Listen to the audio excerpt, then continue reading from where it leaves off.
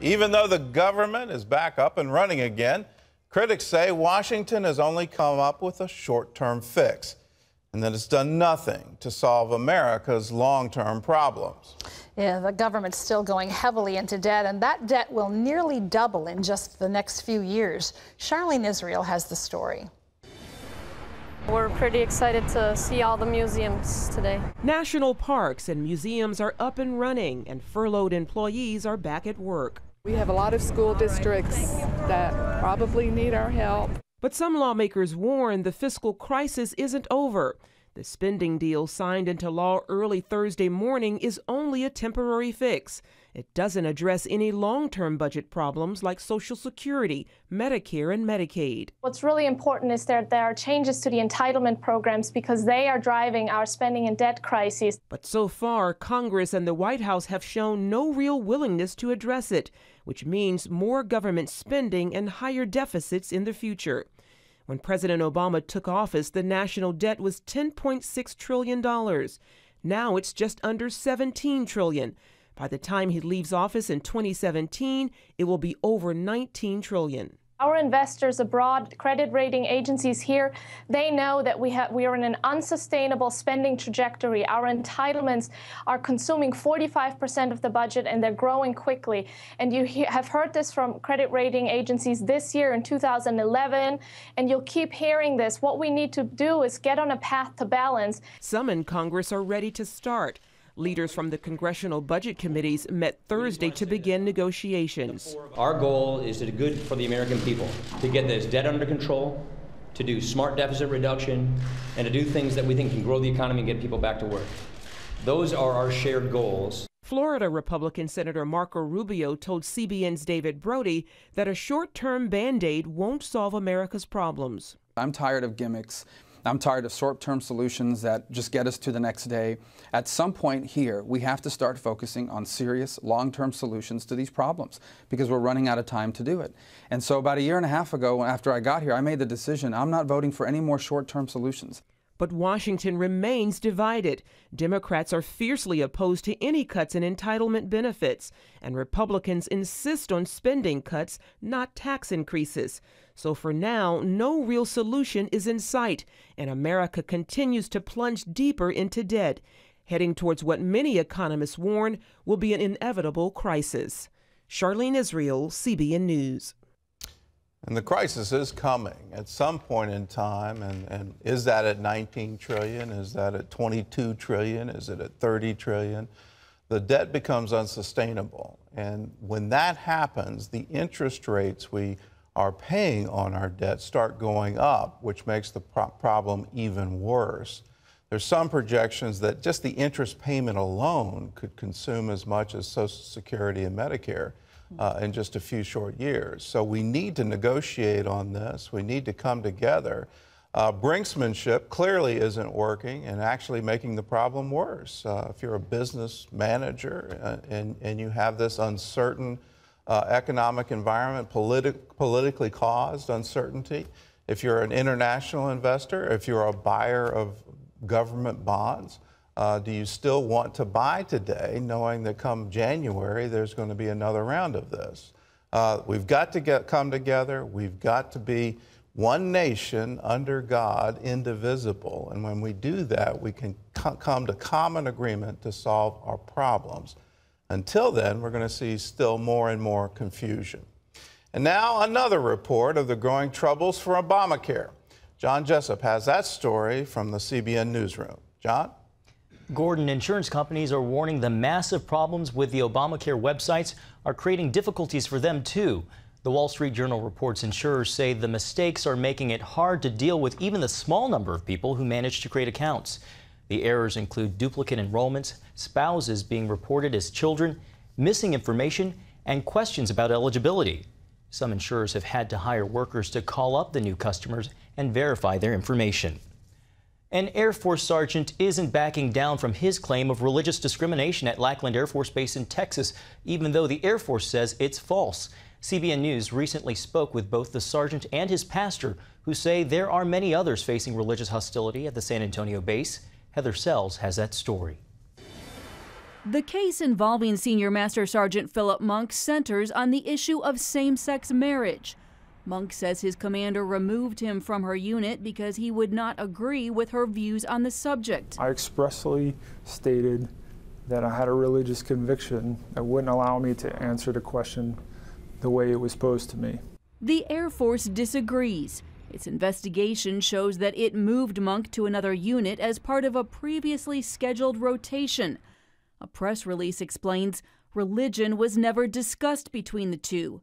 In the end, this case is about command authority, good order and discipline, and civil rights, not religious freedom. I'm very disappointed, okay? Not shocked, but very disappointed. Just days after the investigation's finding, Monk told CBN News that he's not giving up and working on the next step to take.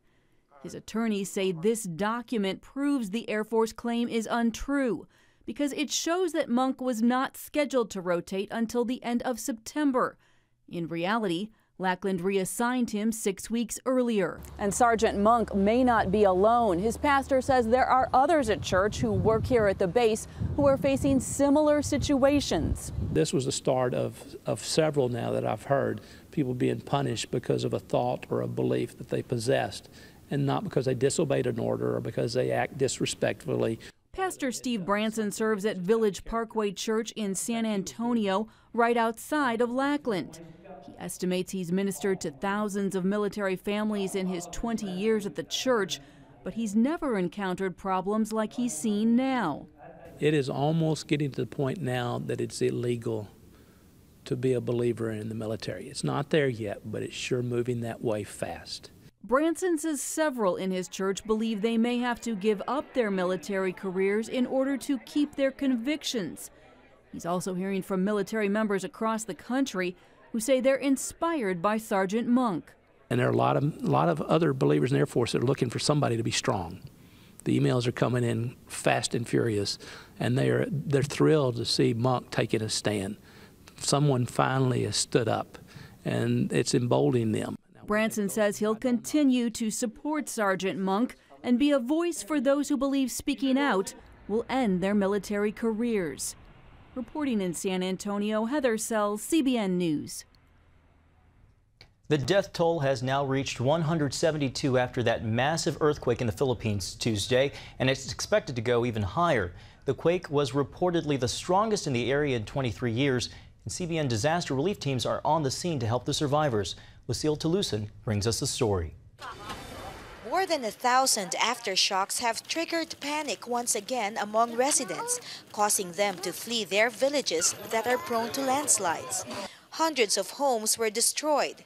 This man says his house was flattened to the ground, and now he and his family have decided to live with relatives in another town. This collapsed bridge is only one of the many structures that were destroyed by the 7.2 magnitude earthquake.